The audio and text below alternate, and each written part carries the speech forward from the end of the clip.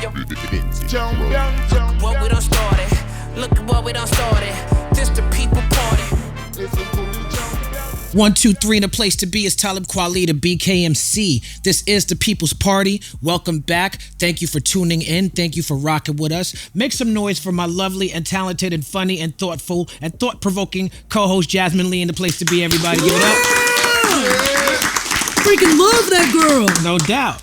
Now the People's Party, what I've been able to do with this show is sit down with people who have a lot of cultural currency. Now, rappers brag about making a lot of money, but that money is worthless if you don't have any cultural currency. Mm-hmm. Today's guest might have the most cultural currency of anybody I've ever met in my life.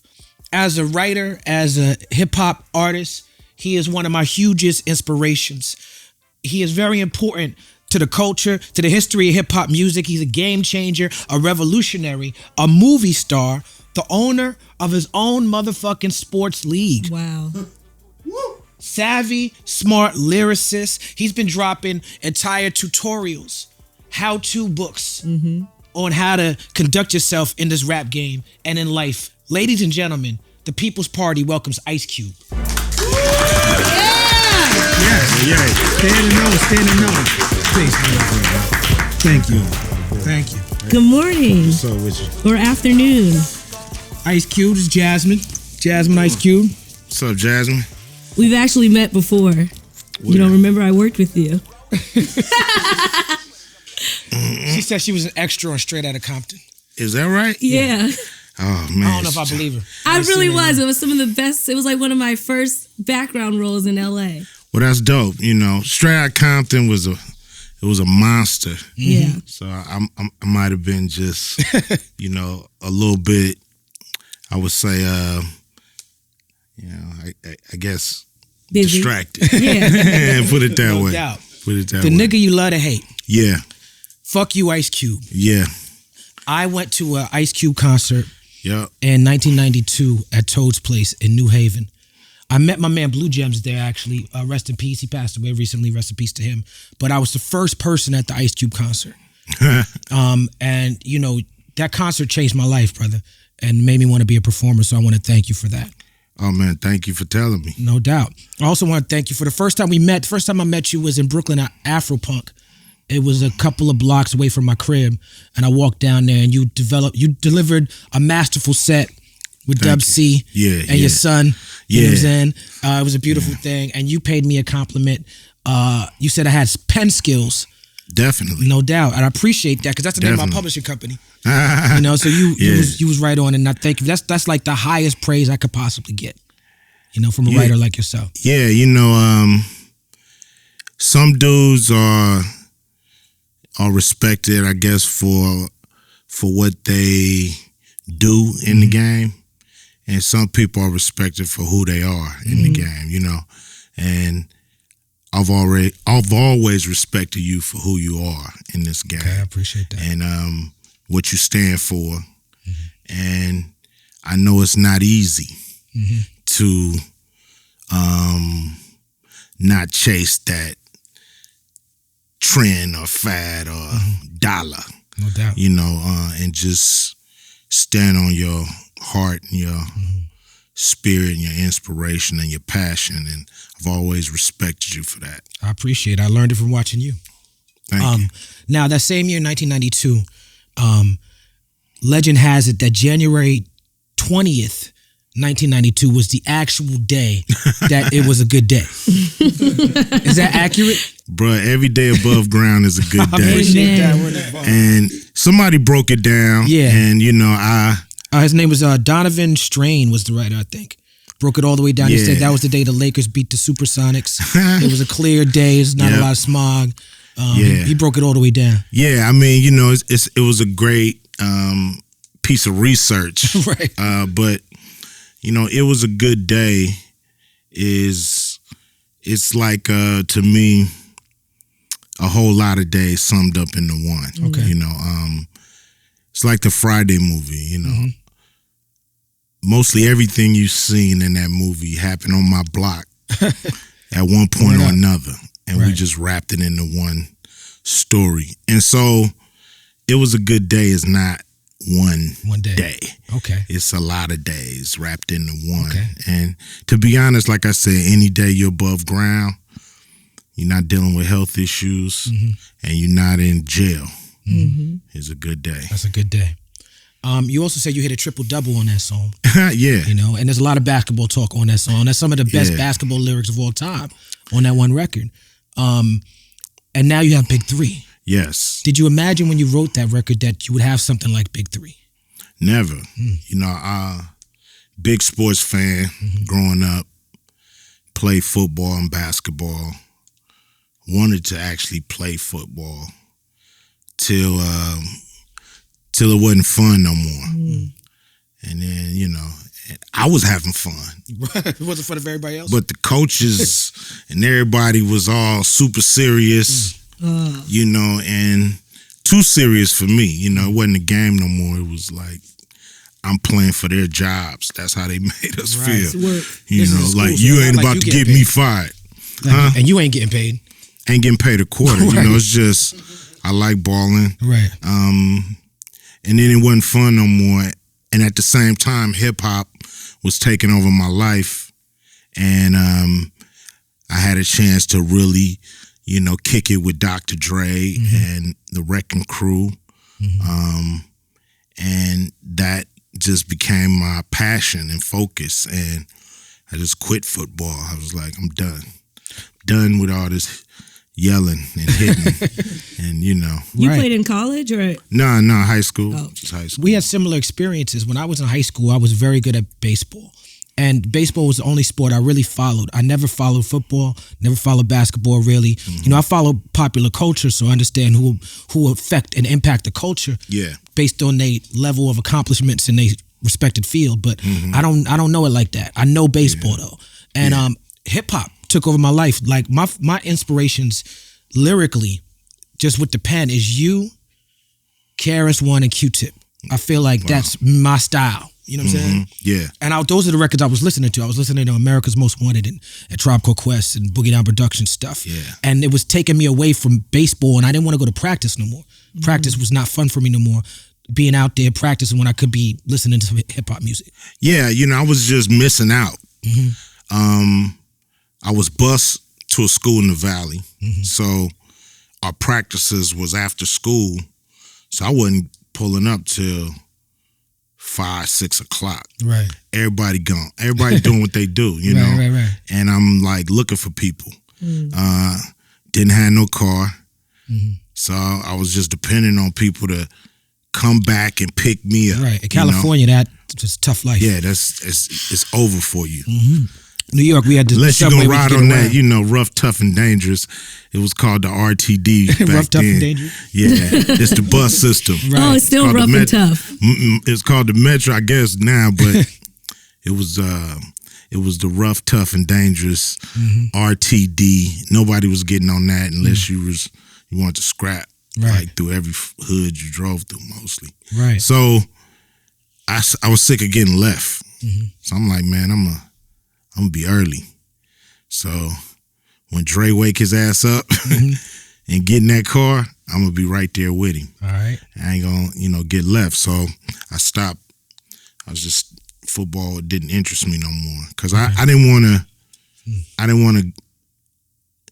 to play no more if it was all about being not fun, super serious.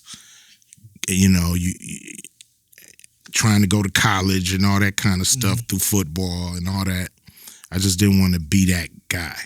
Now with BIG3, it's interesting to me because, again, I don't know too much about basketball, but what I could tell from how you developed it, it comes from a deep, deep, deep love of the game. Yes. And you're trying to bring the game to other people who share this deep love for the game. Yeah. And to me, it's, you know, we didn't reinvent the wheel. Like 3-on-3 is part of basketball as much as 5-on-5 or even more. Right. Because most people can get a 3-on-3 half-court game going faster than they can get a 5-on-5, or, you know, it's not enough room. You know what I mean? people ain't letting you just take the whole court. So it was a game that was always on the under, but never respected and elevated to the professional level. So that was the goal, to elevate it to the professional level, and think of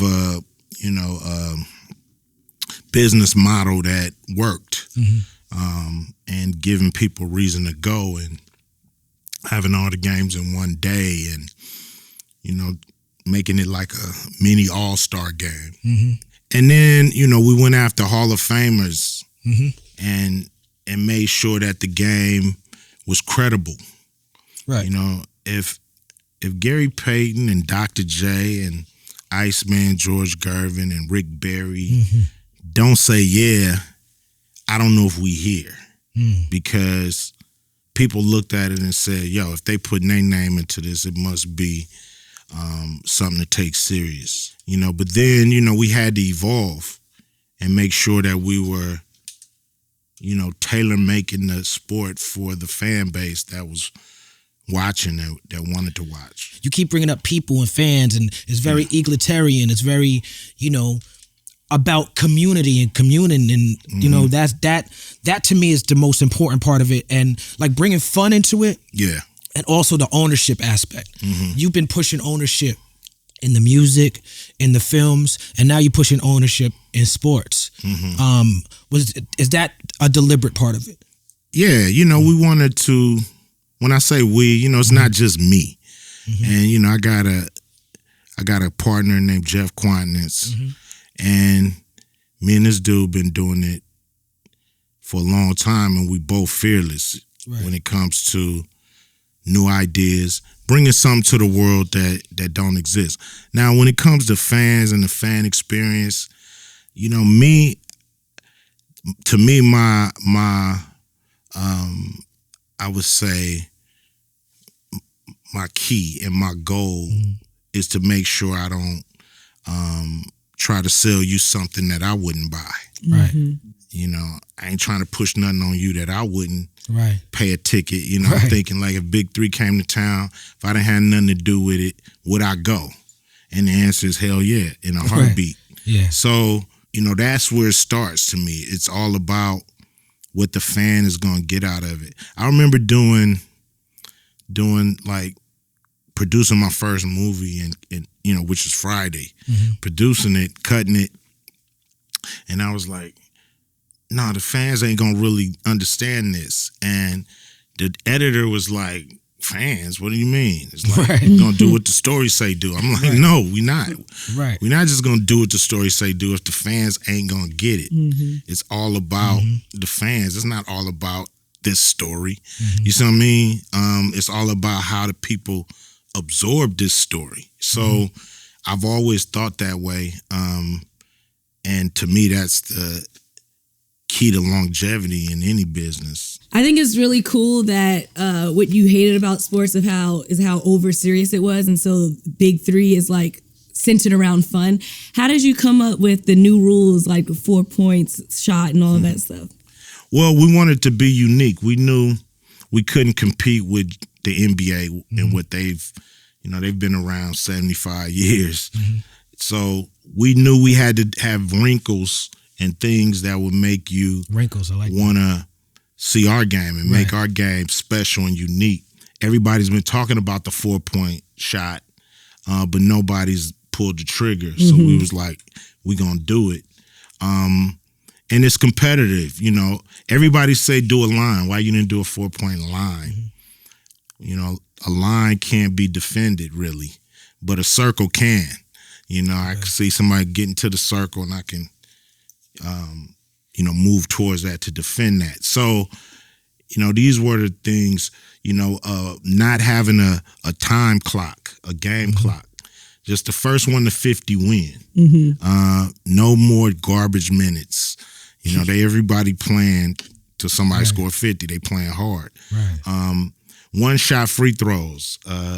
Who the hell want to see somebody shoot 3 free throws, and they damn sure don't want to see nobody shoot 4. You see what I mean? So that like, yo, if you get, but you got to shoot it from the 4. You got to shoot it from the 3. You got to shoot it, so these are the little wrinkles that make our game special. Now we've come with the bring the fire rule, which is a rule where you can, once a half, a coach can challenge a foul. So even if it's a real foul, hard foul, whatever, a coach can say, hey, I don't want this dude to go to the free throw line. I want him to bring the fire. And then them 2 players that was involved in that foul go one-on-one for the points. Wow. So it's, it's something fans been begging for. Right. Like, dude, I want to see these dudes go one-on-one. I want to see, Giannis versus LeBron. I want to see Kobe versus D-Wade. You figured out a way to make it happen. A way to make it happen naturally in the flow of the game, and that it counts.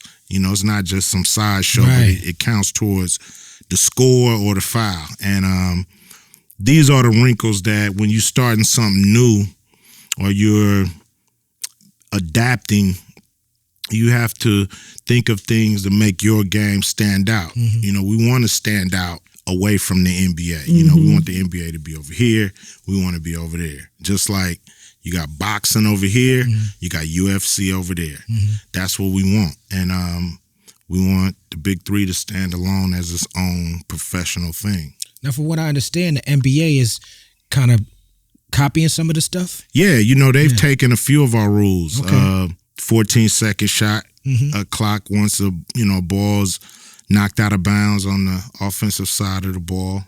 In the G League, they doing these, the 1-point free throws, 1-shot free throws, put it that way. So it's a few things that they've taken. Even our captains pick the teams that they play on. It's not a general manager. It's a captain, a co-captain, and a coach, and they run the team.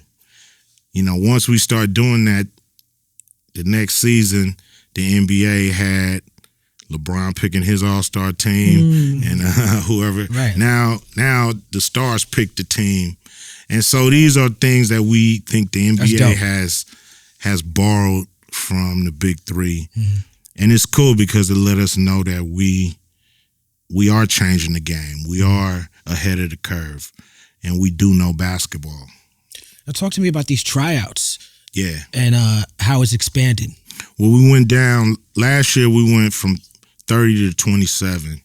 This year we're going 22 years of age. So you can be 22 and make the league. And you don't have to have NBA experience.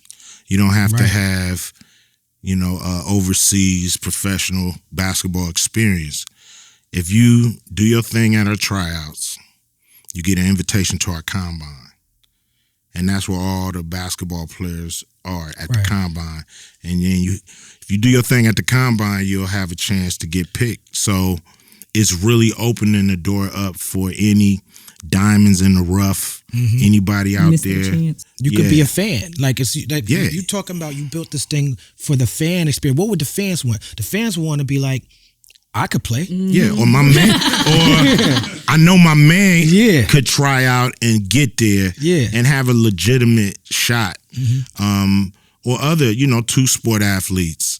It's, dudes that play football that, they can't play in the NBA, but they might want to play in the Big 3. It's dudes out there balling with NBA players now, like J. Cole and Chris Brown. And which one play for? Is that invitation right now? Talib trying to try out too, y'all. I'm definitely not trying to try out. But, so it's open. If you think you got what it takes, which I doubt if you do. But if you think you do, come show us what you got. And if you can impress our Hall of Fame coaches and our, all-star talent, then you'll get an invitation to the combine, and you get in the combine, anything can happen. Are you guys gonna allow women to try out at any point? Yep. Oh, perfect. Women can come try out. I'm gonna try out too. Yeah. I got a nice 3-shotter. Yeah. Really? You gotta have more than that. You gotta have Didn't more than even that. sound like I was telling A 3-shotter. Three-shotter. Yeah, okay. But that is exciting to me that anybody is an opportunity for anybody. And I just picture in the future that you're creating new superstars.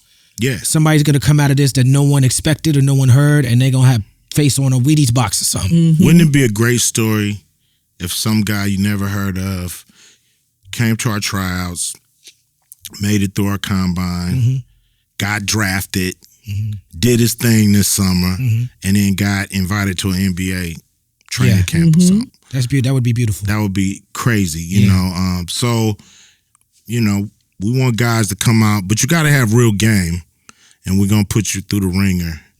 And if you got the skills, then you'll get an invite. Well, God bless you for presenting these opportunities for people. It's a wonderful thing. Man, you know, somebody presented opportunities for me along the way, and that's the best thing about this league is, you know, guys are out of sports early in their 30s, you know what I mean? And could you imagine somebody come to you, 31, 32, tell you done? Right. I don't want to hear you on the mic no more. I was just getting started. I don't want a movie from you. Right. Damn. I don't want you to do nothing but go somewhere. Go fishing is what they say. At 31? And 30, man, some Yeah. 20, 21. I mean, but you know, Some 29, sports, 27, you don't get the call. Yo, nobody called, nobody wants you. You out the league. You retired. And to be able to put them dudes back in the arena, to be able to get him, you know, look, dude 6'9" in the air, you know what I'm saying, done practiced basketball his whole life. He can't hang it up at 31, Right. 32.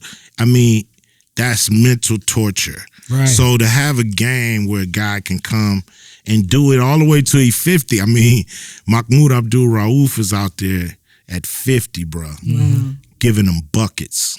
So you keep your body in shape, you keep your game right, keep practicing, and it's a place for you to still play. And dudes, man, they bring in their kids. They was like, man, my kids never saw me play, you know, and these are like special moments where like you're giving them back their true identities in a way, their true job, what they've trained their whole life to be. You putting them back in that arena. You giving them a chance to make some money and get their profile and their platform back up where they can maybe parlay that into other opportunities for themselves. You know, I start seeing, you know, Rick Barry and Clyde Drexler on commercials and stuff. I'm like, oh damn, they getting a look shine back. People seeing them and wanting them to do stuff, and it's just a great thing. A lot of our players are now, you know, they doing the jump or whatever on ESPN. They doing all the analysts, and you know, it's cool to see. It's good energy. Who are some of your favorite players to watch? Oh man, I love watching Nate Robinson, Big Baby, Glenn Davis, Joe Johnson killed it this year, the MVP of the league.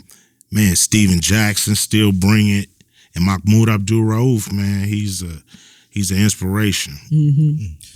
I want to go to the beginning of your career and talk about CIA. Yeah. Shout out to Sir Jinx. Damn, Sir Jinx, man. You know what I'm saying? Jinxie. When I first moved to LA, bro, that was the dude that used to make sure I was good. Cool. In LA. I mean, he know everybody. He know everybody. He know everybody. Everybody know him. Yeah, man. And Jinx is fearless, man. So he's a you know, one of the most creative dudes I ever met. Yeah, super talented. Yes. Rest in peace to Crazy Tunes. Man, C-Tunes, man. That's another dude who's always shown me a lot of love, bro. He's nothing but love. Yeah, I man. mean, he's a welcome committee. And I mean, he's so West Coast. Oh, you yeah. know what I mean? Crazy Yeah. Tunes. And you know, I miss that dude a lot. Yeah, And he's I think about him a lot. loved and missed. You wrote Boyz-n-the-Hood for Eazy. Now, Was it? I wrote it for a group called HBO. Okay. Yeah. I wrote it for a group called HBO, Homeboys Only. Okay. They was out of New York. Okay, Queens, yes. Queens, I believe. And the lyrics was just foreign to them. They was like, you talking another language, man. And I was, you know, Right. it was, you know, it was the shit we talk out here. Right. So they didn't understand what I was talking about, so they rejected it. And then Dre convinced Eazy to do it. Did you imagine it would become the name and inspiration for this film? And rest in peace to John Singleton as well. Nah, man, you know, it's written in such a cinematic fashion. Yeah, you know, it was in the nature of 6 a.m. Ice-T. You know, yeah, which is from PSK. Schoolie D. Yeah. Yeah. And so it was in that vein of telling a story. We was all fans of Slick Rick. And fans of KRS, who, you know, I mean, that why da da dang. Yeah, that why 9mm. Dang. Yeah. I mean, that story is just crazy. Yeah. So, you know, those was my favorite cats at the time. And so I wanted to make a rhyme that talked about what I knew about everything going on in the neighborhood. So, you know, came out Boyz-n-the-Hood. Did you see the thing online recently where Slick Rick's name was trending? Yeah. Because someone had asked, who's the best storyteller in rap? Oh, hands but down. as Slick Rick's name was trending, your name was kept creeping up. Like people kept being like, what's up with Ice Cube? What about Ice Cube? Did you see that? I peeped that out. Okay. I peeped that out. Yeah. Word up. Yeah. So I agree, you know, Slick Rick, we all look up to Slick Rick as a great storyteller, but you can't have that conversation without mentioning Ice Cube. I appreciate that. You know, that's love. I've always put, you know, storytelling rhymes on the tip-top shelf. Yeah. You know, a rap is a rap, a rhyme is a rhyme, a riddle is a riddle. But to walk somebody through a story in a masterful way and in a flawless way is, to me, the paramount and the tip top of the game. That's what made Big special. Yeah, and the reason why Slick Rick is, to me, the best is delivery, presentation, the changing of voices and styles, and you know, it's like, you know, I got dope rhymes, you know, and I could deliver them, but his were almost like you're turning the page of a book, you know, and it's a different thing, you know. So to me, he's the best at it because of those reasons. Yeah. And Lottie Dottie is like, I mean, it's not like a singular story, but damn, you know, it's like you can't fade. You To visualize this it. day, Yeah. nobody can fade Lottie Dottie. Yeah. I've always, I won't say struggled, I've always challenged myself to try to be a storytelling rapper because I agree with you. I agree that it's the top shelf. That's like the top shelf liquor. That's like, Yeah. you know what I'm saying, the Johnny Blue. You know what I'm saying? Like, whereas everybody else is drinking Jack Daniels, you know? I mean, like, not to cut you off, but if you, it don't even have to be a hit record. It don't even have to be something people like, but you know, as an MC, when you delivered the perfect story and delivered the and you laid it out right, and you get the most satisfaction from them records, no matter if anybody else like them or not. Right. You seen the movie Inception? Yeah. A great film. But when they talked about how building scaffolding in your mind to create stories, to try to incept an idea of people, that's how I feel when I listen to your music, because you study architecture, right? Yeah. And that's what it feels like. It feels like watching someone build an architectural structure. Yeah, you know, I got rhymes that I go after that. I go after that mental. No doubt. I think that's what it's all about at the end of the day. You know what I mean? Like, what can you say in a rhyme that can help my mental? No doubt. And to me, the best songs, the biggest songs to me do that. Right. But I'm trying to do that most of the time. Not all of the time, because I think, rapping should be fun too. Yeah. And I think it should be the good, the bad, and the ugly. Right. We have all of that as a people. Yeah. Yeah. Why not? Yeah. You know what I mean? Put it out there. It's like nobody is exempt on my records. Right. Black people, white people. Right. Mexicans. Right. Equal opportunity. Asians. Nobody. Everybody. Every pencil need to be sharpened. Put it that way. No doubt. Even mine. Right. I even talk about me. So, right. I think that's the form to do that. And a real MC does that. Right. Now, I'm called a conscious rapper. You're called a gangster rapper. Mm-hmm. But you've made some of the most conscious music of all time. Fuck the Police is one of the most revolutionary records of all time. Yeah. That's street knowledge. Yeah. Kicking shit called street knowledge. Why more niggas in the pen than in college. That's nigga you love to hate. But, Fuck the Police. When you were writing it, did you see it as a part of a lineage or a part of a canon of revolutionary protest music? Yeah. I mean, we were fans of Public Enemy. Mm-hmm. If you listen to that record, speak on it. You listen to that record, it has a lot of same break beats that PE used mm-hmm. on It Takes a Nation. Mm-hmm. So, I wanted to impact. I didn't want to just like be gangster and nothing else. Mm-hmm. Right. I wanted to get you with that. Mm-hmm. I wanted to, teach. Yeah, be, KRS-One, Chuck D. Chuck D is my favorite MC of all time. Yes, shout out to Chuck D. But my top 5, Melly Mel in there, mm-hmm. Ice-T is in there, mm-hmm. Chuck D, KRS-One, I can hear it. And Rakim. Mm-hmm. These are, to me, the ones that... It's Mount Rushmore. Yeah, the ones that impacted me not just as a person that loved hip-hop, but as a black dude trying to navigate mm-hmm. what the hell's going on out here. Mm-hmm. And so I wanted to be in that class, in that category. I didn't want to just be rhyming for the sake of riddling. You know what I mean? Right. I wanted to have things to say and make impact and move people like Chuck moved me. Yes. Later in your career, you did an excellent record called Good Cop, Bad Cop. Yeah. Whereas you break down how the reason why bad cops exist, and they are the norm as opposed to the exceptions to the rule. The good cops are the exceptions to the rule, and the good cops are the ones that lose their job and everything. They speak up. Yeah. Because of that. Bullied. Good cops are bullied too. Yeah. Because of the thin blue line and that bullying, is there such a thing as a good cop?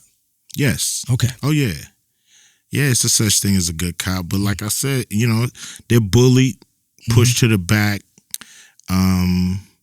not part of the gang, mm-hmm. not part of the boys. Mm-hmm. But there are, one of our only hopes, last line of defenses in a way. Right. To try to get at some of the madness, because they do cover up for they do, they don't mm-hmm. report what they see. Right. They come in our neighborhoods and they want us to snitch, but they won't snitch on each other. Right. You see what I mean? Right. So it's a problem. They can solve it. It takes courage. It takes, support mm-hmm. from the system. But, the system is what it want to be. Yeah. That's what we got to realize. Right. It's not like, man, if I just show these people where they're wrong, mm-hmm. they'll do right. Right. that ain't how it works. It can work that way though. And what do you think about, because when you say that there are good cops even though they're not speaking up, but I feel if you aren't speaking up then you're just as bad as the bad cop, because if more cops come together and start saying no, this is not right, then they will become the majority.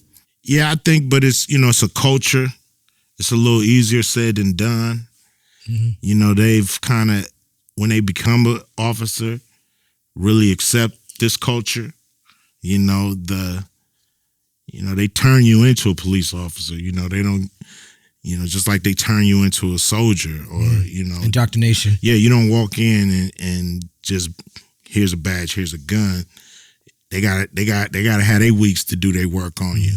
But guys put on their uniform and they still serve the community and do good things. They just not telling on this idiot that they saw, choke out a 18-year-old kid for mouthing off or whatever. They're not speaking up, but that don't make them bad cops or bad people. It makes them a little, somewhat cowards in a way. Yeah, for sure. But I'm not gonna say they're not good cops. The way that you were speaking on that reminds me of gang culture. And I think it's a similar type of mentality applied. People grow up in these neighborhoods, they join gangs for survival, and then they become indoctrinated, and then it becomes a loyalty thing, or it's like a soldier in the trenches who he joined the military because he wanted to pay for college or get out the hood or something, and then the Iraq war pop off, and now he's fighting for imperialist masters, but he's just thinking about his man in the trenches. I think that's kind of what I'm hearing you speak to when you speak about what these cops have to go through. I mean, it's real in the field. You take an oath with some guys, and y'all hitting the streets every day. Y'all not dealing with the best of the citizens that we have out here. Most of the time y'all dealing with the worst. And sometimes it can erode your sense of right and wrong. I wish that cops could really go talk to people. Mandatory. You know what I mean? No, ain't taking no records and nothing. You just every week you got to come in there and just talk to these people. Yeah. Decompress, let people know what's on your mind. There's a lot of dudes bottling stuff up, trying to be tough, and then they either take their own life or take somebody else's life in the street. Right. It's a situation that I think, it's a way to get to a lot of issues if cops could go talk to people. Yeah, but they gotta toughen it up. Yeah. They gotta toughen it up, man up. They don't want to look like they can't handle it. And, one day they snap and go overboard, and we wonder why. Yeah. You have another song that's great, Arrest the President. Yeah. I love this fucking record. Donald Trump, you have one of my favorite quotes in the Trump era to describe Donald Trump. And because of how nuanced your quote was, I think people try to use your quote against you and weaponize your quote. Yeah. And you said, Donald Trump is what America aspires to be, the American dream. He looks like a boss to everybody, and Americans love to have a boss. Yes. I got that. Yeah. What do you think it was that people didn't get about how you were critiquing Trump in that moment? I guess it was too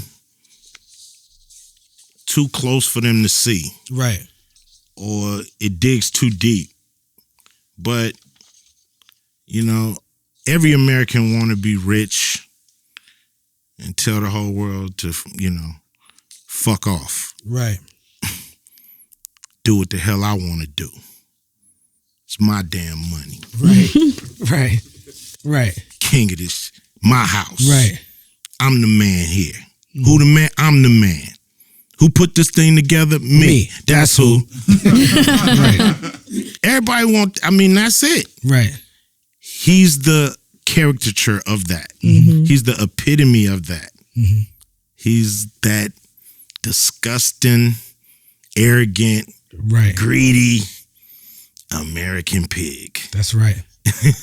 And hey, a lot of people aspire to be that. That's why I said what I said about him, you know, I don't see why you can't see a guy like that coming a mile away. You know, but a lot of people want to be that in their, you know, in their alter egos, in their, you know, fantasies of being a king one day, or having all the money or whatever people fantasize to be.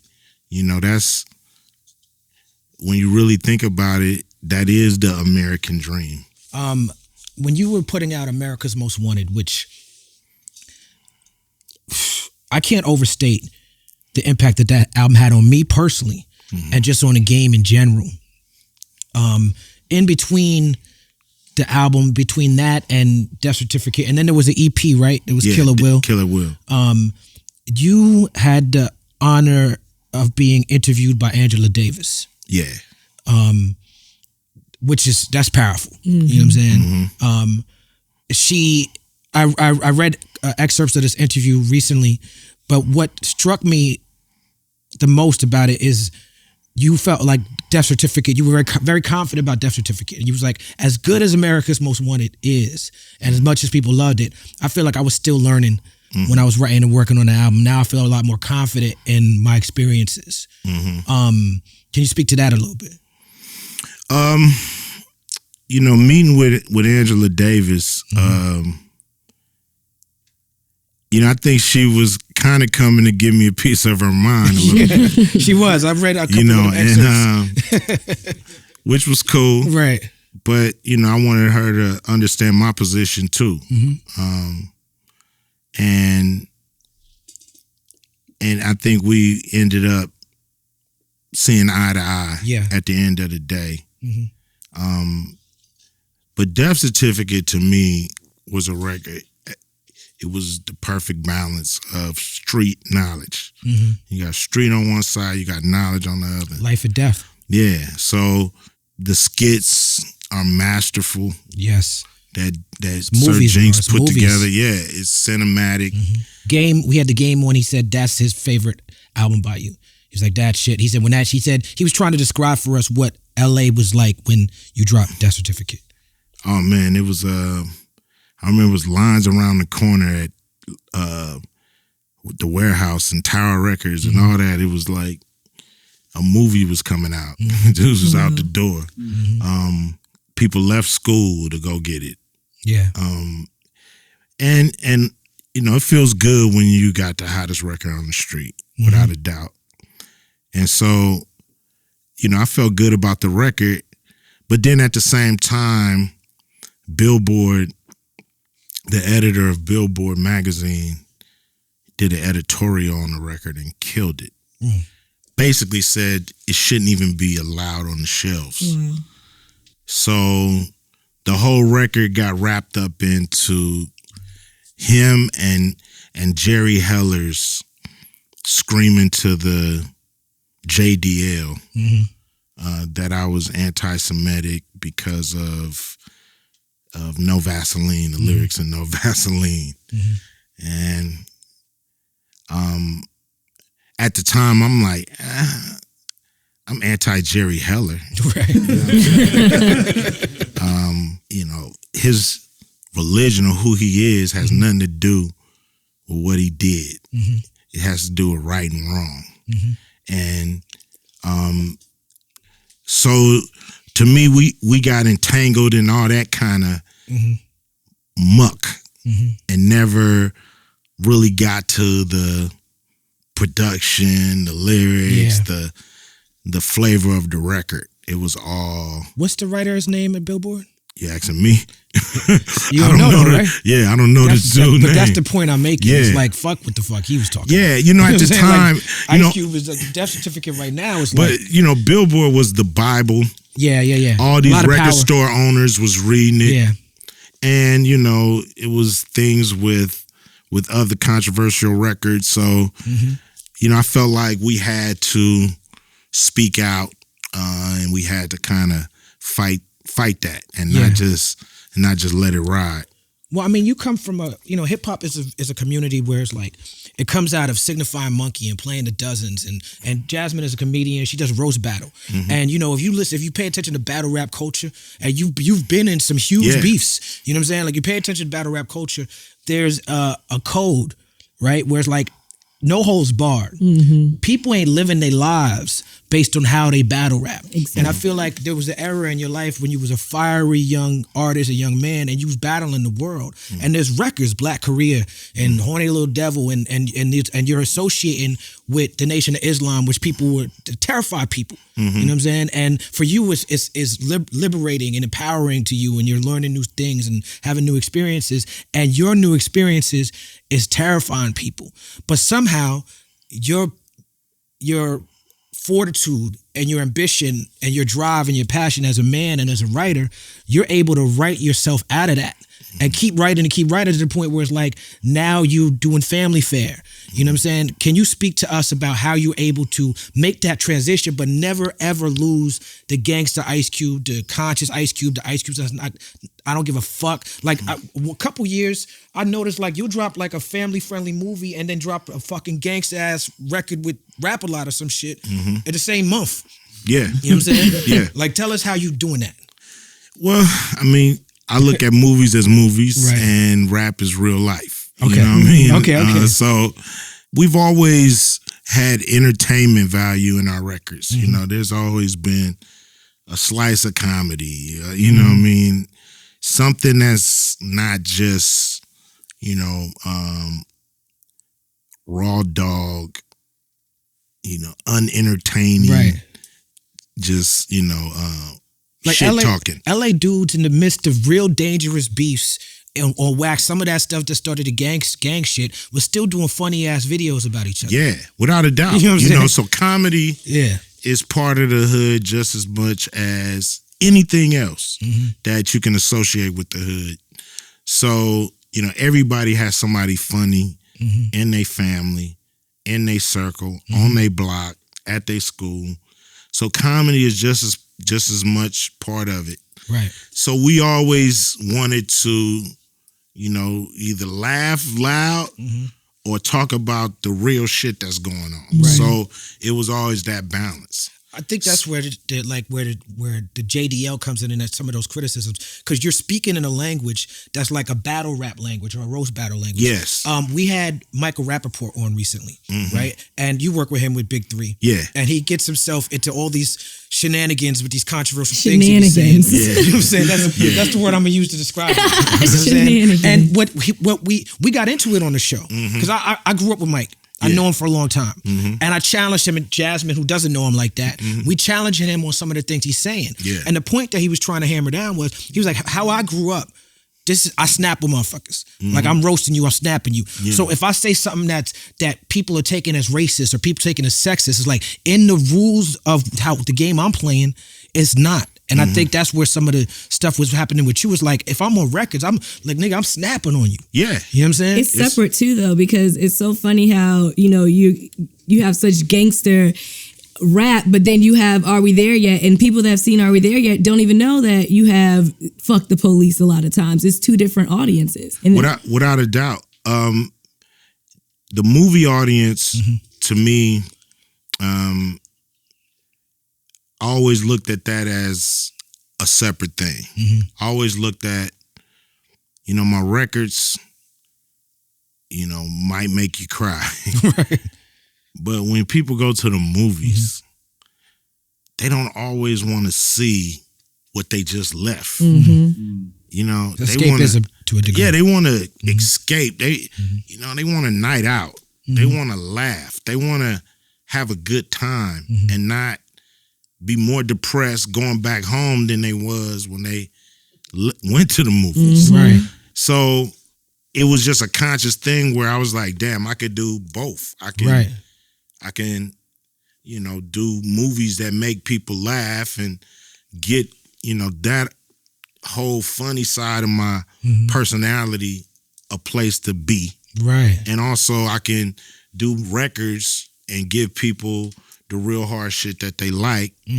But also it has comedy in that too. It is entertainment. And But that's ill that you say that, because when we were planning this interview, we were discussing how your knack for comedy, and not just your comedy chops as an actor, and not just your comedic writing skills as writing these films, but you being able to spot that comedian, that Chris Tucker, that Mike Epps, that Cat Williams. You know what I'm saying? Yeah. Like I guess that comes from what you were just speaking on. I mean, I give shout out to Russell Simmons too for Def Comedy Jam. seeing these dudes first. Yeah. And giving them an opportunity first. Yeah.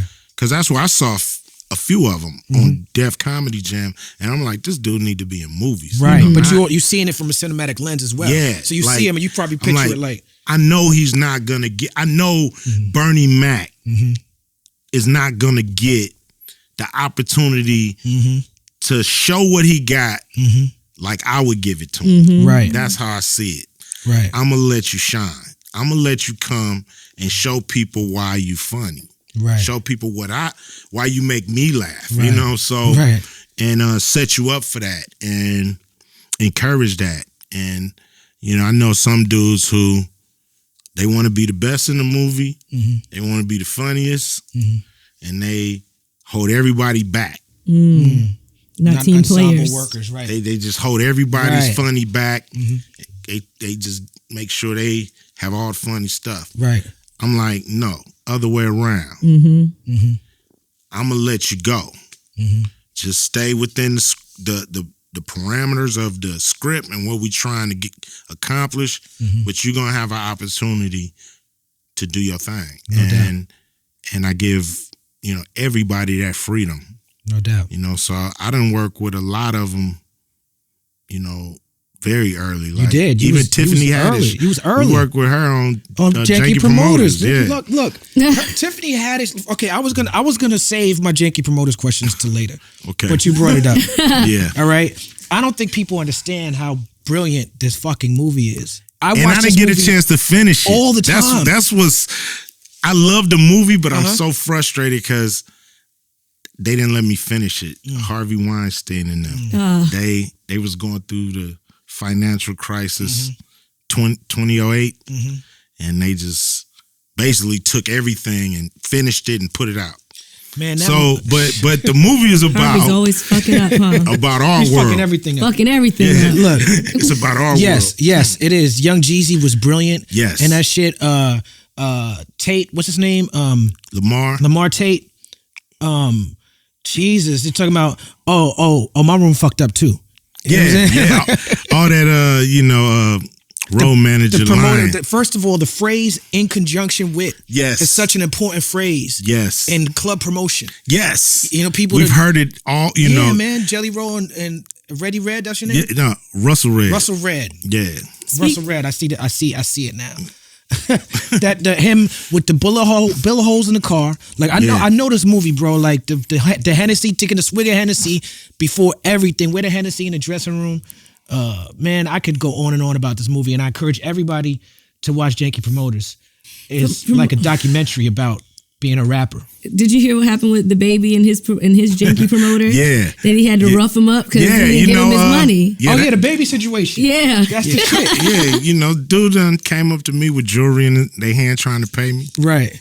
It's like, I done deal with some Janky Promoters, and what's the worst promoter? They just trying to hustle. What's the worst promoter you've come in contact with? Oh man, it's been years. I think we was in Cleveland, and dude couldn't pay us, so he came with trinkets of jewelry. Trinkets. Yeah, it was like old nugget rings, and he was telling me, man, just hold this. And I'll get you the money tomorrow, you know what I mean, before y'all leave. And we just wasn't having it. We start breaking down the equipment. The fans rushed the stage, pushed all the equipment over. They knew we was leaving. We had to get up out of there. My dude had to take a pot shot. He turned around, shot the gun, and to just back everybody off. So I had to let him go because I'm like, dude, that's not the wave. For one, nah, you can't. Yeah. You can't be shooting. Right. You can't be shooting. You know what I mean? Right. I don't even want you to pull it out, but never. Definitely don't shoot it. Don't shoot. Don't shoot. Word so, up. The early years, and that's where that movie came from. Because the movie came from just my whole career, just dealing with dudes who, they hustling. Right. And then y'all got on stage and took credit for the after party. Like, the movie was perfect. I mean, as far as some of those, I know you wanted to finish it, but from my experience, I had a great time. Good. Friday, man. Friday, I'm from old New York, so I watched Friday in the theater smoking a blunt. Yeah. You know what I'm saying? Like, that was the way to do it. I know you're a little younger than me. Was that legal or did you just do it on your own? Okay. You know what I'm saying? Yeah. The impact of that movie is like, and the subsequent sequels as well. It's just, people have been clamoring for this new Friday. We recently lost John Witherspoon. Yeah. And I know that had to be a blow to the team and the family. Can you speak to me about his legacy and working with him?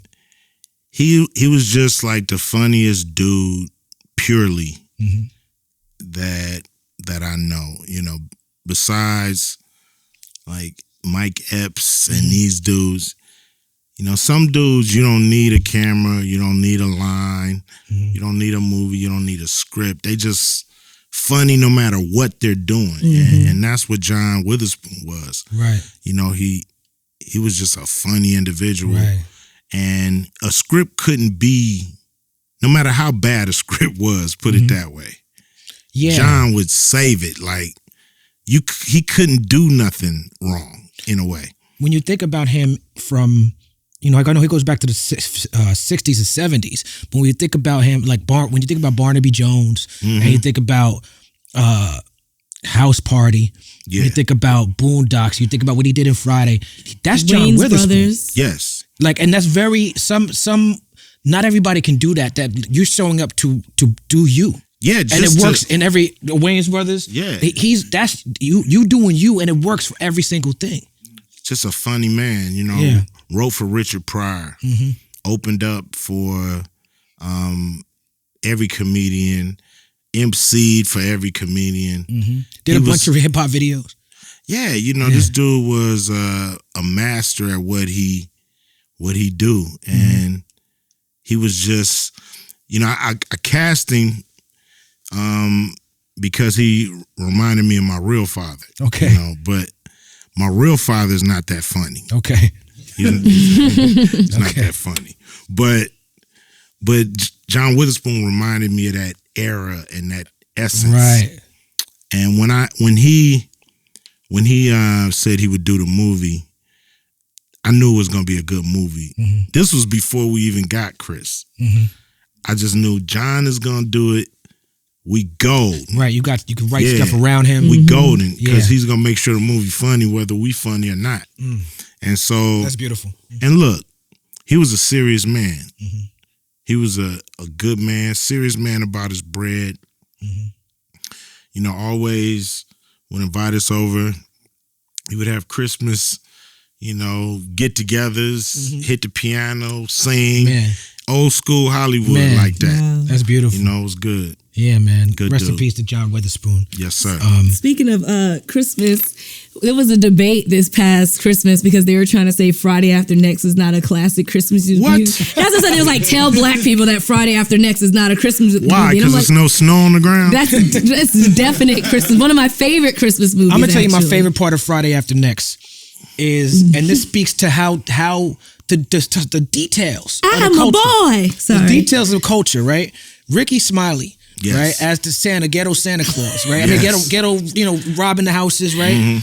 When he's going through the presents and he finds a fucking Dada hat, and he says, "Dada, I always wanted me some Dada." And Dada was only cracking for that year that movie came out. Dada wasn't cracking after that. So it was like a time capsule. Like, I remember when I was flipping through a XXL and saw a Dada hat, I'm like, I might want a Dada hat. Yeah. That's funny. Yeah, man. I love the end sequence of the movie, where the chase. When we see him and then we chase them. You know what that part is sequence reminds me of? It reminds me of Raising Arizona. Yes. The chase scene with the diapers. Yes, I was a big fan of Raising Arizona. Yeah, the Coen brothers. Yeah, and that's exactly the feel that we wanted to give. With dogs. The dogs, the old man. Yeah. Which is Mike Epps, shooting. And, it never ended. It just went on and on and on. And it's just a cool Christmas movie. I was like, man, we don't have no West Coast Christmas movies. It was amazing. Show how we celebrate, which is a lot different than most Christmas movies, where it's like snow and it's like that whole feel. It was super cheesy. Yeah, we just got palm trees. No one knows this, but I've been working on a Christmas album for the last couple of years. Oh gosh, is that right? Talib Kweli Christmas, holiday album. I'm not really a Christian, so it's more like a holidays in the spirit album. But it's real shit, you know what I'm saying? I don't share this with everybody, but Ice Cube here and we talk about Christmas movies. But the reason I've studied every single Black Christmas song to try to figure out how to do his album. And one of my favorites is that Santa Claus Come to the Ghetto remake that Nate Dogg and Snoop and Trey D and them did. Every song you hear in Friday After Next is my favorite Christmas songs. Okay. Like, you went through them, stuck them all in there. Yeah. This Christmas, Donny Hathaway, man, it's a classic, a Black classic. Can't beat that. Stop trying to remake it, cause stop it. You can't. I like the Chris Brown version though. Chris Brown is good.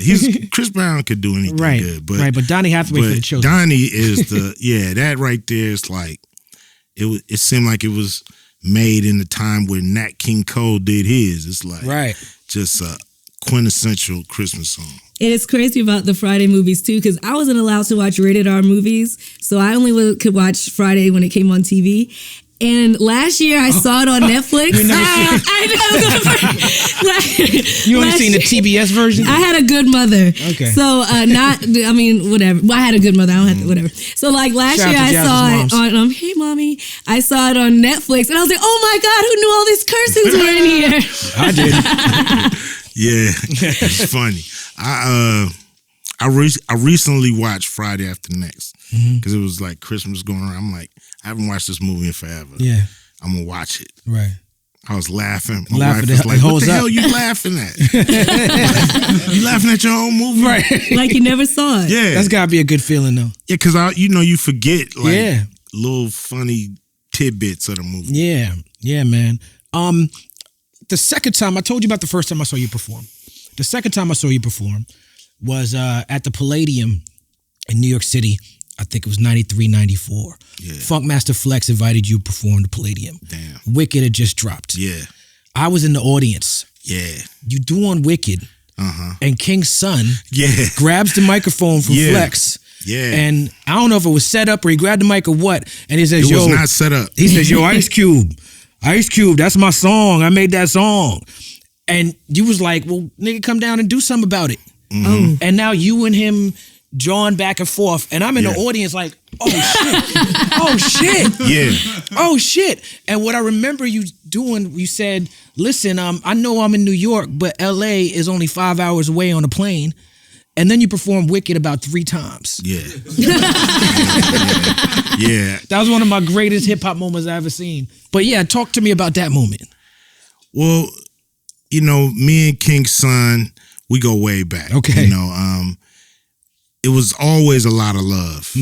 And, it was like the same time as, people were grabbing, Jamaicans to rap with them and do hooks and do things like that. Right. So dancehall hip hop was messy. Yeah, it was a situation where he had a song, he had a reggae guy on it, and I had a song and I had a reggae guy on it. And it was like, yo, you biting. Right. And I'm like, nah, it's a trend. Right. It's a wave coming. And we didn't see eye to eye that night, but we ended up squashing it and being real cool. But yeah, that surprised me, that first of all, I was like, yo, who gave this dude a mic? We was more mad at whoever gave him a mic than him. Right. Because, you know, I wasn't really worried about him, Right. but I was mad that he was able to hijack the show, you know what I mean? And kind of like wait for a quiet moment and be like, yo. That's exactly how you sounded too. And then we did Wicked, and then I was still mad. I was still talking shit. You was talking a lot of shit. And then we did Check Yourself right after. Yeah. So it was like, that had never happened before, you know, but it was a crazy night. I remember that night, man. Yeah. It was crazy. It was Flex used to have this every Friday night to bring a premiere act out to the Palladium, and they could use the act for that night. Man, that was good times for me. Now it's a trip that you was there. I was there that night. He was everywhere. Talib was every freaking where. Now, you know, you after Friday and to sell the movies, your style musically shifted. And you started making more club records. Yeah. Talk to me about that shift in style. Well, we wanted to do. And you made some LA classics in this era as well. Yeah, you know, we wanted to. And I was doing a movie called The Players Club. And we be clubbing. We Be Clubbing, which was, it was a lot of records out, but none of them were talking about actually going to the club. So I'm like, damn, you know, this is a lane that. You know, everybody go, but nobody's really talking about it. So I want to do a record. Since I'm doing a record about a strip club, I need a record that's gonna make people think club. You know, it all coincide. So, yeah, you know, it's a trip because I always was a guy who, I love hip hop, slow rhyming, the fast hip hop. If it wasn't Planet Rock, looking for the perfect beat, it's time. You know, it's like Clear, just the classics, Tour de France. If it wasn't that, I didn't want to hear the fast hip hop. Right. Even the N.W.A. songs, like that Panic Zone. Right. I left the studio. I'm refusing to be a part of this. Right. I didn't want no parts of it. But I knew of it because Dre and them, they loved it. That's how they first started. That type of music. Fast dance music. The electro funk. So I'm like, I need some RPMs. I need to, I can't go, you know, Planet Rock fast, but I got to make sure this is moving and it's pumping and make you want to rock at the club. So that's when I, you know, kind of went into doing that song. That was the mind frame. And I just wanted the beat to turn around a lot. Right. Right. I wanted that. Right. So it you know, it's like a great song, you know, that describes one of the first songs that described going to the club, and then so like after that, a million songs came out about the club. Yeah, man. Me being an East Coast dude, and again, I count you as, along with KRS and Q-Tip, my stylistic forefather. I am someone, my career would not be what it is if I didn't leave New York. I left New York and went to Cincinnati, took a bus, started fucking with High Tech and them. Early in my career, I came out to LA in 95, took a bus out to LA because I wanted to rap at the Good Life Cafe. I liked what Freestyle Fellowship and them was doing. I went up to the Bay, started fucking with Mystic Journeyman and them. I always was trying to leave New York. And so because I was always trying to leave New York, I saw this elitist attitude that New Yorkers had when it came to hip hop. We was a home of hip hop. We the birthplace of hip hop.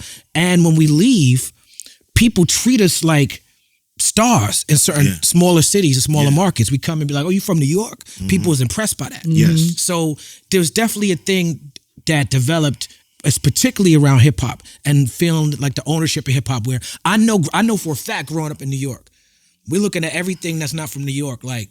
You know what I'm saying? Yeah. There was a little bit of that. Of course. You know? And you decided while you're at the megastar to address this and decided that, you know what, I have to speak up for, at least for the West Coast. Yeah. And can you speak to us about the necessity that you felt to create Westside Connection?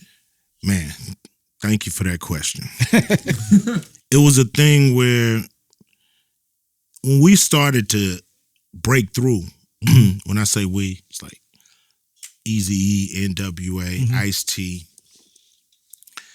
We was getting so much love in New York. You know, it's like, yo, you know, it's like we finally felt not like these amateurs but actually, we're being accepted into the pros. Mm-hmm. And so there was always a generation of hip hop that were kind of the gatekeepers at the time. At radio, you had everybody had a show. You know what I'm saying? Yeah. Like, we're like, oh, we finally getting accepted, and then Tim Dog does a record called Fuck Compton. Yeah. So we like, Tim Dog. Whoa. What's this? Know, it's like, now, coming from LA, mm-hmm. it's a gangbang culture. Mm-hmm. So when somebody say fuck you, it's like somebody Cross crossing your you name out. out. Yeah. So we took it like, we need to fuck this dude Tim Dog up. Mm-hmm. You know what I'm saying? So Eazy was trying to get a communication to really see what the, like, we don't even know you, homie. What's the issue? Right. So from there, another record came out. Master Ace. Mm-hmm. He did a record called Slaughterhouse. Mm-hmm. Which it seemed like he was kind of Live from mocking New York the West Saturday Coast. night. And, He's like, all our records was just murder, murder, murder, kill, kill, kill, right? Right. So he's like, oh shit, it's like this real backlash starting to come. Mm-hmm. And I'm looking at the artists and like nobody's doing nothing or saying nothing, or nobody's really confronting this head on. So I'm like, gotta be me then. Right. Because we can't lose what we've gained by being basically, dismissed, discredited. That's just this. You know what I mean? That's not, the word real hip hop came out. You know what I mean? Keep it real. That was the saying. Keep it real. We want that real hip hop. Not that shit they doing over there. Yeah. That ain't got, that's just negative. You get that along with the Dolores Tuckers of the world, and they feel like, oh damn, not only is the establishment coming down on us, but the mecca of hip hop is coming down on us. We gotta stand our ground. We gotta say, fuck that, we here. We ain't going nowhere. And so that was the undertone going around. What we gonna do, man? What we gonna do, man? It's starting to diss us left and right. On the radio, it's like we let this Fuck Compton thing slide, and now everybody's starting to feel like, okay, I could take my shot. I could take my shot. And it just got too much. Where it's like, nah, we ending this shit today. And nobody knew how crazy it was gonna get, because we felt like the people in New York love us, the artists love us, the industry hate us. You know what I mean? Right. These motherfuckers at radio, these motherfuckers in these positions of power, at these magazines, all these people hate us. They hate the wave. Right. And it's a resentment because, we're taking attention away. Because y'all was still touring, and you could see the love from the people. You as an artist, you seeing that because you still going in them spaces. So the industry, of course, once we start to shoot back, of course, they whole thing was to turn the people against us. So then it became a whole thing.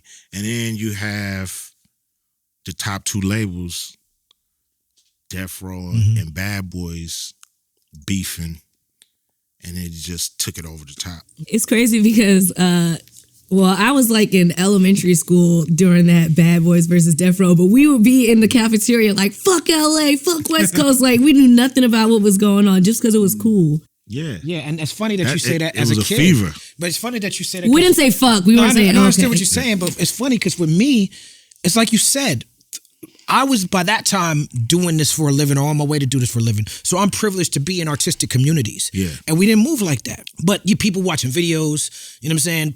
People, there was no comment section. So it's just word on the street still at that point. Yeah. It was things like the box. Remember the box? Yeah, you had to call in. You could call in, get the video played.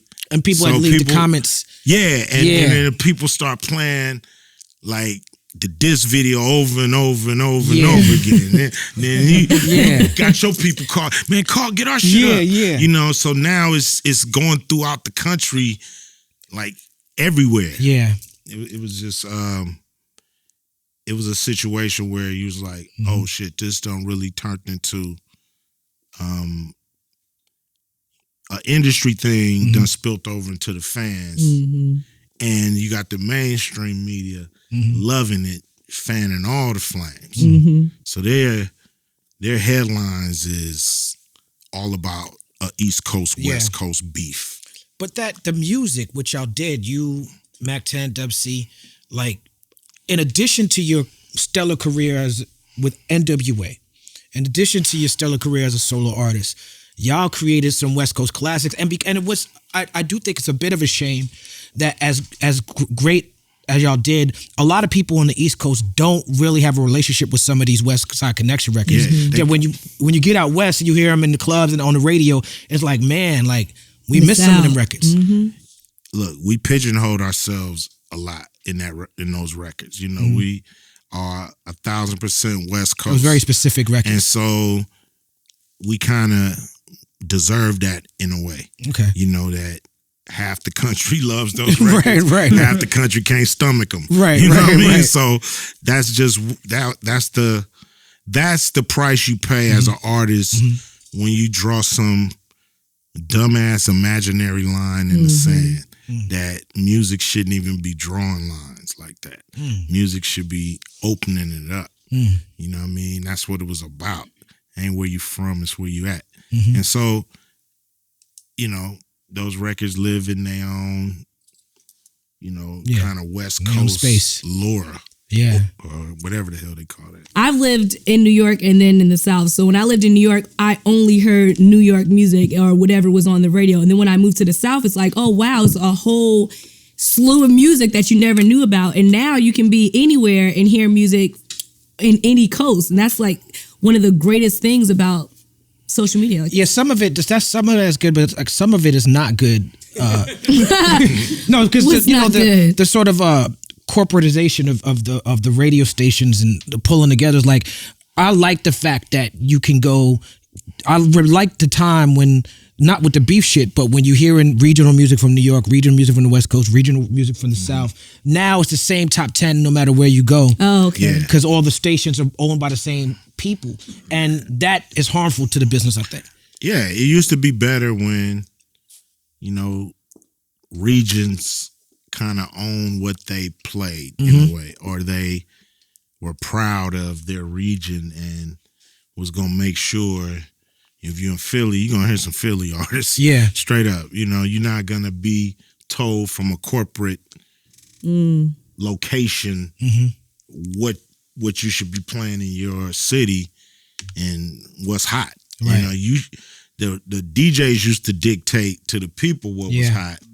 Now they took control away from now. It's some corporate person telling you what to play and what not to play. Yeah, and so that's why, you know, radio's dying. You know, in a way, it's coming to a point where they want to just hear us talk now. Yeah, that's why podcasting is popular. Yeah, they want to hear us talk. Yeah, it's really all about, you know, clowning artists. Yeah, and highlighting and magnifying an artist's worst moments. Yeah, and that's so true. Like, you eroding your own purpose when you do that, Mr. Radio Man.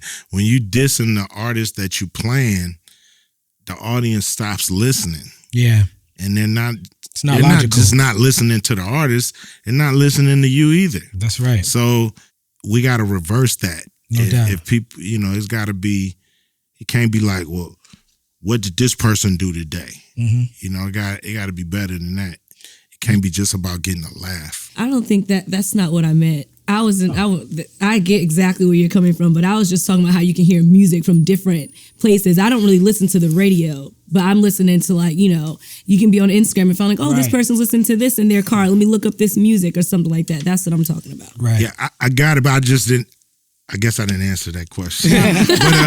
but it is good. You know, to me, you know, I'm a fan of, record stores and going in and talking to somebody and having them put you up on good stuff.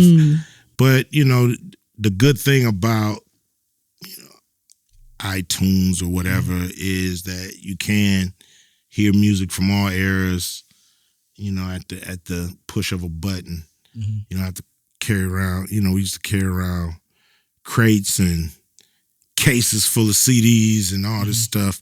You ain't got to do that no more, which is good. But it's bad too because, owning a record, you cherish it more. That's right. Than you do true. when it's just digital. Like the digital world is fake reality, and we can't make it real reality. It's because it's never gonna be. No doubt. Talk to us a little bit about just the impact and the journey from N.W.A. as a group to the film to where now it's like such an establishment that, you have your son playing yourself, who's a great dude, by the way. First of all, your son always has my back on Twitter. You know what I'm saying? He always do. You know what I'm saying? Like, he always makes sure he come in and he help me shut down these racists and these bigots. You know what I'm saying? But just talk to me about how it's just become such an institution. He's second generation Hollywood, and it's like, why not? Right. When we have our foothold in the industry, we should, try to make it a family business. And, he's a talented kid, but it was the right situation. It wasn't force-fed. We could have put him in a movie a long, long time ago as a kid, but he just wasn't right. I mean, he'd been active for a minute, though, right? Here and there, it wasn't a passion of his. It's like he took it as something he wanted to do for the family. He took it on as like, this is legacy. This is our family. I can't have nobody come in and play you when I can do it. And so, he took it on as that, as a badge of honor, and realized that he liked acting and he wanted to do more, and ended up doing more, which I'm happy because he's been in some great films. He should. Like, and my other kids that they're not as interested in Hollywood, but if they ever did, I got a few people I can call for them. Make sure they, they get the right shot. No doubt. You have always, part of the story of N.W.A. as told by that film is the story of butting heads and then growing out of that. Yeah. You've always, throughout your career with these situations we talked to, you've butted heads with people, but then what's beautiful to watch is what happens when y'all come out of that. Yeah. And Common is somebody who showed me love as soon as I came in the game. And so one of my favorite moments of hip hop was seeing Common in Barbershop. Yeah. I know I paid attention to y'all beef and the records back and forth, and y'all have told that story a million times, so I don't think we have to tell that story on this show. But can you tell the story about how linking up with him for Barbershop? Sometimes you have a beef with somebody and you squash it, but it's not really squash, you know what I mean? It's still that little thing shit in the back of your head saying, fuck that. It wasn't that way with Common and myself. Okay. It was truly squashed. When I would see Common, and it was squashed that Minister Farrakhan had a summit.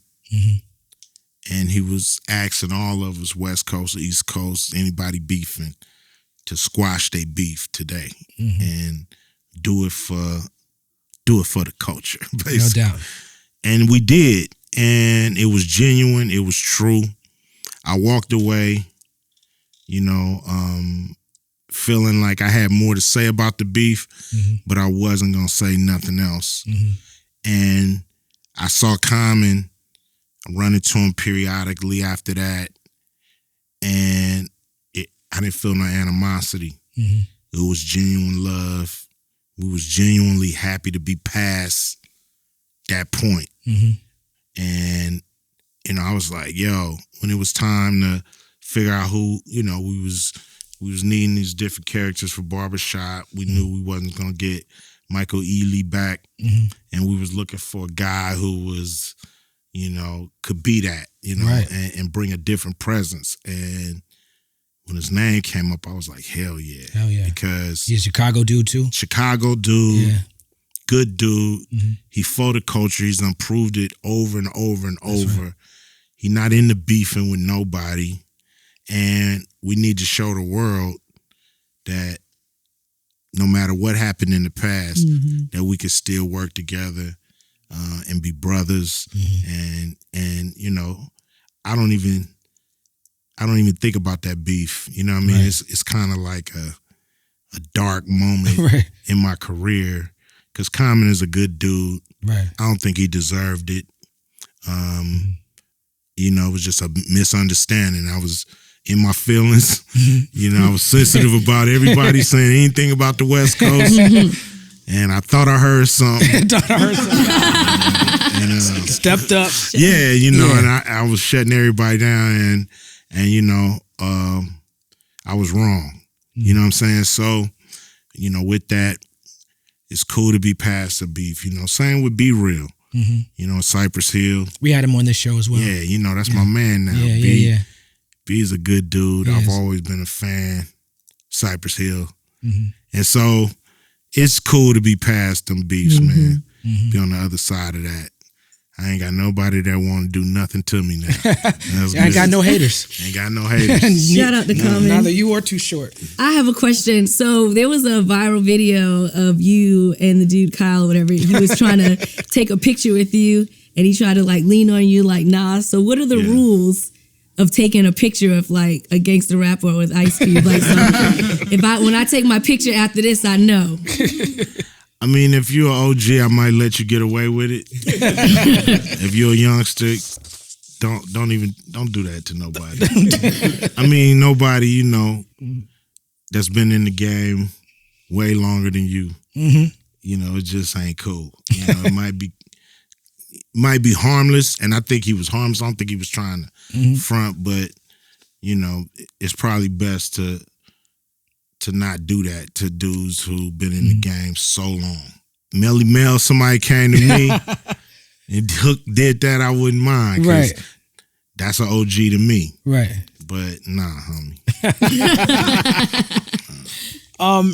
I think that you have been skillful and masterful how you've been able to publicly employ, some of the lessons that you learned from spending time around people from the Nation of Islam, but still maintain who you are. Yeah. In your records, you shout out Black Lives Matter. You've always been someone who, a lot of people don't like the Nation of Islam. A lot of people don't like Black Lives Matter for very different reasons. Yeah. You've always been someone who's shown solidarity with pro-Black organizations, pro-Black movements, but particularly with the Nation. And when you first came out as a solo artist, you were being very much associated with the Nation. So I want to ask you about where you at with your spirituality now. I feel like I'm very spiritual. I'm not really into religions. I'm really into having a one-on-one with my maker. And I'm not gonna pretend to be somebody I'm not in those discussions. I'm gonna be myself. And I'm not down with any organization, religion, group that's not into letting me be my natural self. I'm not gonna conform to nothing. I'm gonna try to be better every day, and I'm gonna listen. I'm gonna, observe, and I'm gonna make my own decision from there. I'm not gonna be indoctrinated. I'm not gonna be anybody's foot soldier. or anything like that. So long as I can do that and still support organizations and causes and movements, I will. No doubt. But the minute somebody try to get me to be something I'm not, I'm gone. I'm not with it. So, I dibble and dabble, but I never join anything. Well, we appreciate your solidarity, brother. One of my favorite moments of pop culture is the mention of you on the Boondocks by Gangsta-licious, who's played by Mos Def, aka Yasin Bey. Yeah. Do you know what I'm talking about? I've heard a few episodes. But which one is the this? The one when he's like, when Gangsta-licious is locked in the trunk with Riley, and he's like, decides to like really have a heart-to-heart with him. He's like, you know who my favorite rapper is? He goes, who? He goes, Ice Cube. And Riley goes, Ice Cube? The dude who make the family movies? He said, yeah, man, Ice Cube is so gangster. When I was little, I would dream that Ice Cube would come over my house and murder my whole family. Oh, damn. Man, that'd be a hell of a family movie right there. On that note, I would like the People's Party to give it up for Ice Cube. Hey. Yeah! Salute to you. Thank you, man. Thank you, Q. Good, that was good one. exactly Good. what we needed, bro.